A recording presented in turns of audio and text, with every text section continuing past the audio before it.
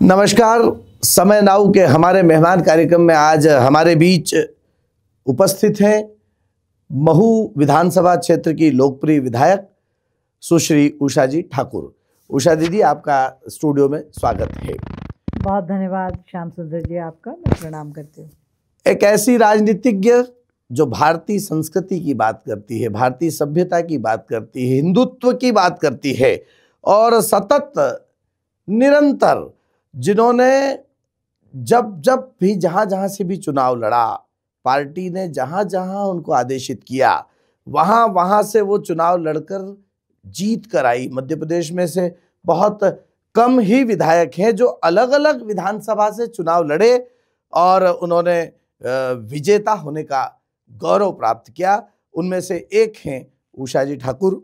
उषा जी, आपका फिर से स्वागत करते हुए मैं ये पूछना चाहता हूं कि आपके पास ऐसा कौन सा राजनीतिक गुर है कि आप अलग अलग क्षेत्रों से चुनाव लड़कर भी जीत कर आई हैं? इसके पीछे कोई आपकी रणनीति है या कोई विशेष बात है? श्याम सुंदर जी, ना तो कोई रणनीति और ना कोई विशेष बात। यदि कोई विशेष बात है तो वो वैचारिक अधिष्ठान के प्रति प्रतिबद्ध कार्यकर्ताओं की है और वो इतनी प्रतिबद्धता से पार्टी के लिए काम करते हैं कि जीत का यश नेता को मिल जाता है, पर मेहनत तो बूथ के उन कार्यकर्ताओं की, उनका खून पसीना, उनका संकल्प कि वो भारतीय जनता पार्टी से बहुत प्रेम करते हैं। आप राजनीति में आई, कई लक्ष्य और मिशन होते हैं, व्यक्ति की बहुत सारी दृष्टि होती है, सोच होती है। आपका राजनीति में आना, इसके पीछे कोई एक बड़ा लक्ष्य या मिशन रहा होगा, तो वो हमारे दर्शकों को बताइए। देखिए, बेसिकली तो मैं कभी राजनीतिक क्षेत्र से जुड़ी भी नहीं थी। मैं तो एक सामाजिक कार्यकर्ता के बतौर समाज में काम कर रही थी जी। मैं राष्ट्र सेविका समिति की मूल कार्यकर्ता, इसलिए सनातन के प्रति असीम आस्था और प्रेम जी। और लगता है कि पूरा विश्व यदि सुख, शांति, संतुष्टि, समृद्धि चाहता है तो उसे पुण्य पावन वैदिक परंपराओं के मुताबिक ही अपने जीवन को जीना चाहिए जी। और जब इतना सशक्त माध्यम मिला तो राजनीति, हमारे पुरखों ने कहा, दीनदयाल जी ने कहा जी, श्यामा प्रसाद जी ने कहा कि जब भी आप राजनीति में काम करें तो शासक के भाव से कभी ना करें, सेवक के भाव से करें। और इसीलिए हमने देखा, हमारे प्रधानमंत्री कहते हैं कि वो देश के प्रथम चौकीदार हैं। जी जी जी। तो सेवा आपका को लक्ष्य रहा, राजनीति को सशक्त माध्यम बनाया सेवा का, और आज तक अडिग रूप से उसी पथ पर चल रही हूँ। दीदी, आप कट्टर हिंदूवादी नेता रही हैं और समय समय पर इसके संकेत भी मिले हैं आपके बयानों से भी, आपके कई बार उग्र विचारों से भी इसके संकेत समाज को मिलते रहे हैं। तो इसके पृष्ठ में आपकी कौन सी दृष्टि या आपका कौन सा विचार है? मैं चाहे मेरे वैचारिक अधिष्ठान की जो संकल्पबद्धता है वो ही है और कोई उग्र विचार नहीं। हम तो हमारी सत्य सनातन पावन भारतीय संस्कृति, जिसके सानिध्य में जीकर हर व्यक्ति अपने मनुष्य जीवन को सार्थकता, सफलता दे सकता है, उसी के प्रचार प्रसार और उसी को व्यवहारिक धरातल पर उतरने में सदैव लगे रहते हैं। आपने जैसे लव जिहाद के विरुद्ध भी खूब ऐसे बयान दिए हैं, तो आपका क्या मानना है? लव जिहाद का तो इंदौर में अनवर कादरी का इतना बड़ा मामला पकड़ में आया, आपकी अपनी सरकार है और आपकी सरकार में आपने कभी मुख्यमंत्री जी से इस बारे में बात की क्या कि ऐसे आरोपी को गिरफ्तार किया जाए? निश्चित रूप से बात की। माननीय मुख्यमंत्री जी खुद बहुत ही चैतन्यता से अपराधियों को दंड दिलाने के लिए प्रतिबद्धित हैं और हम सब देख रहे हैं कि भोपाल में यासीन की सारी संपत्ति नेस्तनाबूद की गई और उन दुष्टों को दंड देने में सरकार ने कोई कसर नहीं। तो यहाँ भी कुछ ऐसा होने की संभावना? डकैत भी हमारा प्रशासन मुस्तैदी से उसके पीछे लगा हुआ है, तभी तो उसकी बेटी दिल्ली से गिरफ्तार हुई, उसके भी पीछे पुलिस लगी है। जम्मू कश्मीर कोई पुंछ के उधर उसकी लोकेशन जी ट्रेस हुई है। मुझे नहीं लगता कि वो ज़्यादा दिन बच पाएगा, शीघ्र ही पकड़ा जाएगा। आपने तो वो छांगुर बाबा के समय भी उसके अंग नोच लेने चाहिए, ऐसे ऐसे कुछ बयान दिए थे। आपका इसके पीछे क्या मंतव्य है? मेरा मंतव्य इतना ही है कि जब वहाँ भोपाल में एक अपराधी पकड़ में आया तो भारतीय संविधान में उसकी रत्ती भर भी आस्था नहीं। उसने बड़े बेखौफ और निर्लज्ज तरीके से कहा कि मैंने तो बहुत सबाब का काम किया है कुरान के मुताबिक। तो जो इस देश में रहते और संविधान जो इस देश की आत्मा है उसको नहीं मानते, तो उस संदर्भ में मैंने ये कहा कि ये जो कुरान को मानते हैं, शरीयत को मानते हैं, तो इन दुष्टों का दंड भी इनको शरीयत के मुताबिक मिले। तो कुरान तो कहती है कि यदि कोई बलात्कारी है तो उसकी आंखें फोड़ दो, उसके हाथ काट दो, उसके प्रजनांग काट दो, कि वो दोबारा किसी बेटी का अपमान करने की हिम्मत नहीं करे। आप तीखे और विवादित बयानों के लिए जानी जाती है। ये आपकी रणनीति का हिस्सा है या स्वभाव है? ये आप पत्रकारिता जगत के लोग ऐसे बोल देते हैं कि विवादित बयान, विवादित बयान। बताइए कौन सा विवादित बयान है? मैंने आज तक जो कहा तथ्य और प्रमाण के साथ कहा। यदि सत्य कहना विवादित बयान है तो ये तो बड़ी विचित्र स्थिति है। जी जी। अच्छा, एक जिज्ञासा और दीदी हमारे मन में है कि आप एक कटार लेकर चलती हैं। ये कटार आत्म सुरक्षा के लिए या इसके पीछे भी कोई और बात है? आत्म सुरक्षा के लिए बेटियां खुद सजग और सतर्क रहें जी, ये तो संदेश है ही। पर मैं आपको बता दूं कि जब मैंने एमफिल किया इतिहास में तो राष्ट्रीय आंदोलन में क्रांतिकारियों की भूमिका पर शोध पत्र लिखा। अच्छा। तो मैंने अपने पिताजी से इच्छा व्यक्त की कि क्रांतिकारियों के परिवार के कोई तो लोग अभी होंगे, हम उनसे मिलने जाना चाहते हैं। तो उन्हें सहर्ष अनुमति दी जी। इस दौरान हम कटक सुभाष जी के परिवार के पास जो बचे थे उनसे मिले। हम भगत सिंह जी के परिवार से जब मिलने पहुंचे तो उनके बड़े भाई साहब ने ये कटार मुझे भेंट की थी। क्या बात है। इसीलिए सम्मान स्वरूप, क्रांतिकारियों के प्रसाद स्वरूप इस कटार को मैं सदैव अपने साथ रखती हूँ। आपकी दृष्टि में राजनीति सेवा है या लाभ का पद? राजनीति है तो सेवा ही जी। जो लोग इसे लाभ का पद बनाकर और निजी स्वार्थों के लिए इसका उपयोग करते हैं, वो जो हमारा परम लक्ष्य है उस तक पहुंचने में ये सब निजी स्वार्थ की बाधाएं आती हैं। तो मुझे लगता है कि यदि प्रभु कृपा से, मैं तो कहती 7 पीढ़ियों की पुण्याई से किसी को जनप्रतिनिधि बनने का सेवा मिलता है, मौका मिलता है, तो निश्चित रूप से हमें विशुद्ध भाव से सेवा ही करनी चाहिए, समाज परिवर्तन के लिए ही काम करना चाहिए। बहुत बढ़िया। दीदी, आपको गुस्सा कब आता है? जब कुछ गलत देखती हूँ मुझे बहुत क्रोध आता है। वाह। तो आप सोशल मीडिया पे भी बहुत कम एक्टिव रहती हैं, तो इसका क्या कारण है? ऐसा नहीं, जितना आवश्यक है वो प्रतिपूर्ति हम करते ही हैं। और मुझे लगता है कि व्यवहारिक धरातल पर सीधे संपर्क और बातों का और उस आत्मीयता का जो प्रभाव होता है, जी जी, वो ऐसी आभासी दुनिया में नहीं है। जी जी। अच्छा, लव जिहाद पर जो हमारी भारतीय संस्कृति है, संस्कार हैं, इस पर आपका क्या अभिमत है कि ये जो घटनाएं हो रही है, पेरेंट्स को क्या ध्यान रखना चाहिए?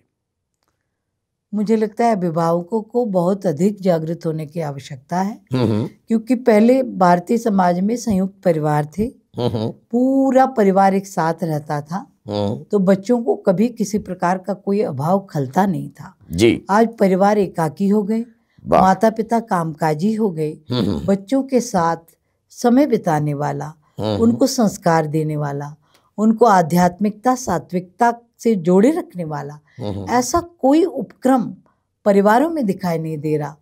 और यही वजह है, यदि हम अपने बच्चों के संस्कार दृढ़ कर दें, दृढ़ संस्कारी बच्चा जहाँ भी खड़ा होगा दुनिया को अपने मुताबिक मोड़ेगा, पर ये जो कमजोर दिल दिमाग के बच्चे हैं, ये कभी लालच में, कभी स्वार्थ में ऐसी नरपिशाची घटनाओं के शिकार होते हैं और फिर बहुत तकलीफ होती है। मैंने आपने एक बहुत अच्छा विषय इसमें दिया कि संयुक्त परिवार की जो पुरानी परंपरा थी वो निश्चित रूप से ज्यादा अच्छी थी, ज्यादा एकाकी प्रभावकारी। परिवार की वजह से ऐसी घटनाएं हो रही हैं। निश्चित रूप से। एक और चीज जानना चाहते हैं हम कि आपको राजनीति में कोई तकलीफ हुई हो जनता की समस्या को लेकर, या कोई ऐसा विषय देखकर जीवन में दुख कब हुआ? दुख हुआ, मैं पहली बार पार्षद बनी जी 1994 में। विद्यार्थी थी और उस क्षेत्र के बस्ती के लोग मुझ पे बहुत भरोसा करते थे जी। हम वहाँ समग्र क्रांति नाम से एक स्कूल चलाते थे। घुटने तक दलदल, कीचड़, पीने का पानी नहीं, स्ट्रीट लाइट नहीं, कुछ नहीं था। लोगों ने बहुत विश्वास से मुझे पार्षद चुना। तो मुझे लगता था कि मैं पार्षद बने कि सारे काम हो जाएंगे, दुनिया बदल जाएगी। और दुर्भाग्यवश भारतीय जनता पार्टी के महापौर नहीं बन पाए, कांग्रेस की परिषद बन गई। अब भारतीय जनता पार्टी जैसा तो उनका दिल दिमाग है नहीं। भारतीय जनता पार्टी कभी विकास में कोई मतभेद नहीं, पक्षपात नहीं करती, सबको एक समान अवसर देती है। और उस समय की परिषद ने संकल्प किया कि भारतीय जनता पार्टी के वार्ड में कोई कील भी लगा देगा तो उसको पैसा नहीं मिलेगा। तो हमारी वार्ड जैसे थे, 6 महीना हो गया, साल भर हो गया, एज इट इज, कुछ काम ही नहीं, विकास नहीं। तो बहुत कष्ट हुआ मुझे। और परिषद की जब बैठक हुई तो माँ अहिल्या की जन्म जयंती पर महापौर जी माँ अहिल्या के चित्र का पूजन करने लगे जी।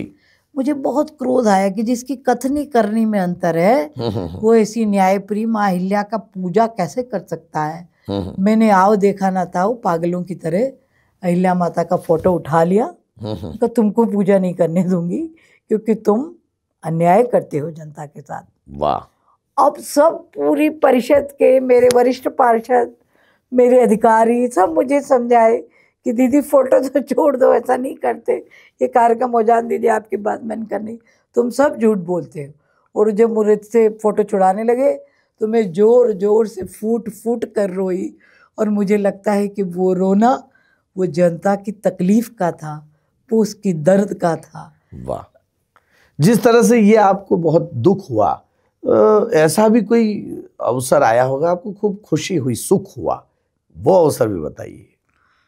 मुझे बहुत खुशी हुई जब धारा 370 हटी। वाह। मुझे बहुत खुशी हुई जब राम मंदिर का निर्माण प्रारंभ हुआ। आपका राजनीति में रोल मॉडल कौन है? राजनीति में रोल मॉडल हमारा वैचारिक अधिष्ठान है। बहुत खूब। क्या महिलाओं की सुरक्षा सरकार के बजाय लड़कियों को खुद करना चाहिए? क्योंकि आपने कई बार तलवारबाजी की बात की है। निश्चित रूप से देखिए, क्या है, सरकार हर काम नहीं कर सकती।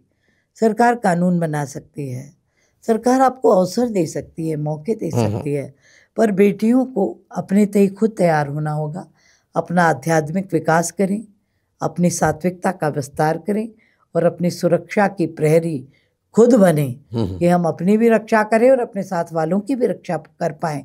हमें अपने व्यक्तित्व का निर्माण ऐसे करना होगा, इसलिए हमें बेटियों के सारे प्रशिक्षण के अवसर हमें उन्हें उपलब्ध कराने होंगे। तो लड़कियों के पहनावे पर आपका क्या कहना है?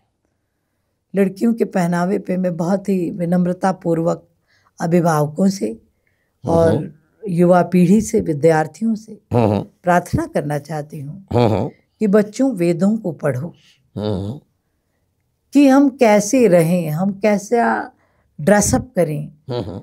हमें जब हम सार्वजनिक क्षेत्र में और जीवन में होते हैं तो हमें वेशभूषा ऐसी पहननी चाहिए कि हमारी वेशभूषा देखकर किसी के भी मन में हमारे प्रति सम्मान का, श्रद्धा का भाव पैदा हो।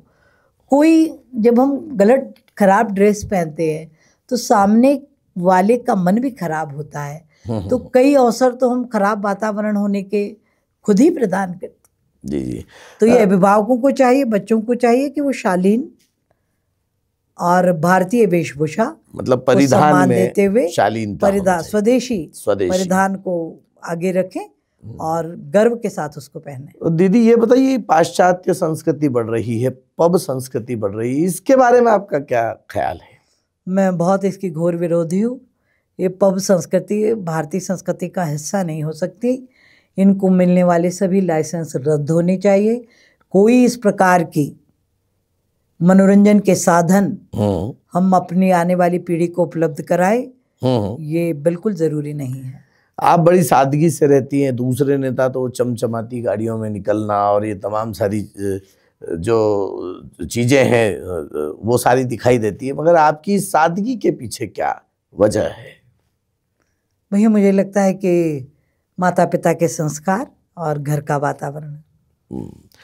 एक प्रश्न और हमारे दर्शकों तक आप पहुंचाइए, क्या पिछली शिवराज सरकार में आप मंत्री थी, कैबिनेट मंत्री थी, मोहन सरकार में मंत्री नहीं है, इसकी क्या वजह है? देखिए, मंत्री बनना नहीं बनना ये संगठन तय करता है। संगठन इस समय जिस प्रकार की रणनीति अपनाई, इस बार हमने SC/ST वर्ग को, पिछड़ा वर्ग को बहुत अधिक मौका दिया, क्योंकि भारतीय जनता पार्टी पे हमेशा आरोप लगते रहते हैं कि ये तो सवर्णों की और ब्राह्मण बनिया और इन्हीं की पार्टी है। तो पार्टी की नीति में इस बार तय हुआ कि हम इस बार अपने SC/ST के और पिछड़ा वर्ग के भाई बहनों को अधिक मौका मंत्रिमंडल में देंगे। मंत्री रहते हुए आपने कोई जो सर्वश्रेष्ठ काम किया वो और बता दीजिए। तो मुझे लगता है कि मंत्री रहते जितने भी कार्य हुए, मैं बहुत सौभाग्यशाली हूँ कि वो सब सर्वश्रेष्ठ है। या ऐसा कोई काम जिसकी पीड़ा आपको अभी तक है कि मंत्री रहते हुए आप नहीं कर पाई? आचार्य, ऐसी कोई पीड़ा नहीं। मैंने जितने काम तय किए थे सबको पूर्णता प्रदान हुई है। महाकाल महालोक आप देख रहे हैं। मैं सौभाग्यशाली हूँ कि राष्ट्र नायक के साथ हमको भी उसमें शामिल होने का मौका मिला। आचार्य शंकर की जो प्रतिमा का प्रतिष्ठान खड़ा हुआ, ऐसे इतने अद्भुत काम हुए हैं। मुझे लगता है हमने पिछले 6-6 साल से जो साहित्य जगत के पुरस्कार नहीं बट रहे थे, उन सबको एक साथ सारी खत्म करी जी पेंडेंसी और वर्तमान गति में लाकर रख दिया जी। और संस्कृति के लिए, पर्यटन के लिए, नवाचारों में कहीं कोई कमी नहीं छोड़ी। धर्मस्व के माध्यम से भी जीर्ण शीर्ण मंदिरों के पुनरुद्धार का काम युद्ध स्तर पर किया। तीर्थ यात्रा हवाई जहाज से जी। और ये जो सारे नवाचार शुरू हुए, मैं सौभाग्यशाली हूँ कि उस वक्त इस विभाग की सेवा मेरे पास थी। आपने गौ माता को, चूंकि आपके पूज्य पिताजी ने गौ माता पर पैधारा ऐसी पुस्तक लिखी, मुझे पता है, तो गौ माता के मध्य प्रदेश में गौ संरक्षण और गौ उत्थान के लिए क्या आपके दिमाग में योजना है? अभी डॉक्टर मोहन यादव की सरकार जो गौरक्षा के लिए कर रही है, मुझे लगता है बहुत ही बेहतर हुआ। अब गायों की खुराक भी 40 रुपया प्रतिदिन कर दी गई है। बहुत बढ़िया। गौ पालन को युवा अपना व्यवसाय का माध्यम बना सकते हैं। उन्हें सब प्रकार की सब्सिडी, लोन, सब कुछ उपलब्ध कराए जा रहे हैं, क्योंकि गाय तो भारतीय अर्थतंत्र की रीढ़ है। मुझे लगता है कि आपका भी शोध कार्य इसी विषय पर जी है। जी। हमारे वेद भी कहते हैं, गावो विश्वस्य मातरः सर्वभूतानां गावः सर्व सुख प्रदा। ये भारतीय अर्थतंत्र की रीढ़ थी, इसलिए गौ की रक्षा और उसका सदुपयोग, भारतीय खेती जो अमृत तुल्य धरती माँ भी थी, और अन्न फलों का जो स्वाद था, आज रासायनिक उर्वरकों के चक्कर में सब बेस्वाद हो गया। तो मैं तो कहती हूँ गौरक्षा और खेती का भी भारतीयकरण ये बहुत आवश्यक है, यदि हम 2047 के स्वर्णिम भारत का निर्माण चाहते हैं। तो आप शिव तांडव का बहुत अच्छा पाठ करती है, आपकी ये खासियत पूरे देश में लोकप्रिय है। इसके पीछे आपको कहाँ से प्रेरणा मिली? इसके पीछे प्रेरणा, मेरे पिताजी अंग्रेजी के प्राध्यापक रहे, प्रोफेसर बाबू सिंह जी ठाकुर साहब, और नित्य प्रति स्नान के बाद वो सुबह सारे शिव तांडव हो, राम रक्षा हो, ऐसे सभी, गणेश अथर्वशीर्ष हो, सब पाठों को कंठस्थ उच्चारण करते थे। तो बचपन से सतत उनसे सुनते सुनते बचपन के संस्कार ये सभी कंठस्थ हुए। ये उनका आशीर्वाद और प्रभु की कृपा है। बहुत बढ़िया। जाते जाते हमारे युवाओं को राजनीति में आने का आप क्या संदेश देना चाहेंगी? मैं सभी युवाओं को आमंत्रित करती हूँ कि जिनको अपने आप के ऊपर संयम हो, जो सचमुच देशभक्ति करना चाहते हो, जो निजी स्वार्थों की सिद्धि नहीं चाहते, ऐसे ही लोग राजनीति में आए तो मुझे लगता है कि धर्म, संस्कृति, राष्ट्र की रक्षा का कार्य बेहतर तरीके से हो पाएगा। तो दर्शकों, हमारे बीच आज उषा ठाकुर जी ने बहुत सारे अलग अलग विभिन्न मामलों में विभिन्न विषयों पर मुक्त विचार अभिव्यक्त किए। हमारे मेहमान कार्यक्रम में मिलते रहिए सतत एक नए मेहमान से। उषा दीदी, आपका पुनः हार्दिक आभार, धन्यवाद। आपका भी बहुत बहुत धन्यवाद। प्योर श्योर दूध और घी, माँ के प्यार सा, मिलावट से दूर, भरोसे से भरपूर, प्योर भी श्योर भी।